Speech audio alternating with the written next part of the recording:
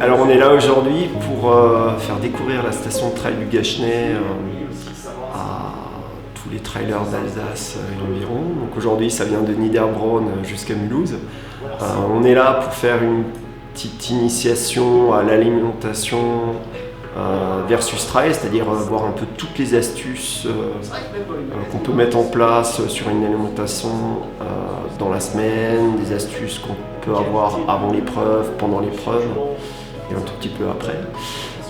Donc voilà, donc ça dure à peu près une demi-heure et ensuite on enchaîne sur un des parcours de la station de trail du Gachenay, donc le parcours numéro 11, pour à peu près une heure de petites balades touristiques. Parce que l'idée, on est bien d'accord, c'est pas de se remplir 1 kilo de patates sur soi en faisant toute la course. Parce que voilà, je l'ai déjà vu, donc c'est d'en avoir 2-3.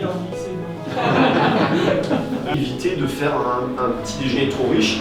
Ne vous forcez pas à le prendre 3 heures avant. Vous pouvez le prendre 1h30 avant. Il faut juste l'avoir en tête en course. Effectivement, il faudra peut-être basculer sur l'alimentation plus rapide.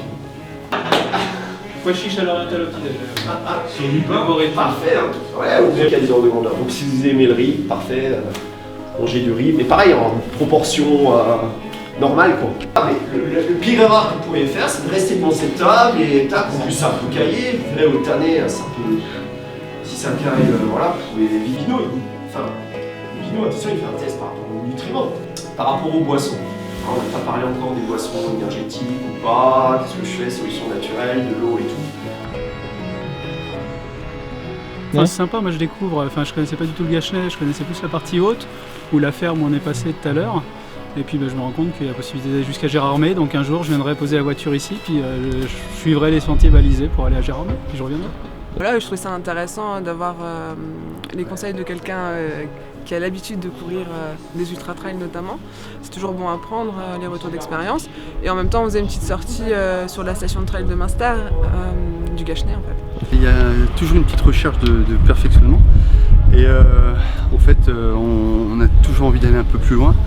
Que ce soit point de vue alimentaire, que ce soit point de vue choper des petits conseils auprès des autres trailers, et puis voilà, voir d'autres dénivelés, d'autres paysages, varier constamment. Voilà.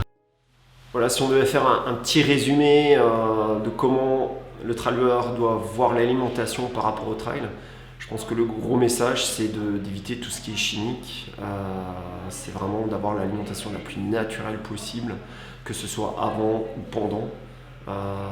Voilà, on essaye de, alors bien sûr, avoir une alimentation équilibrée, mais voilà, privilégier les aliments naturels de bonne qualité et ça fera l'affaire.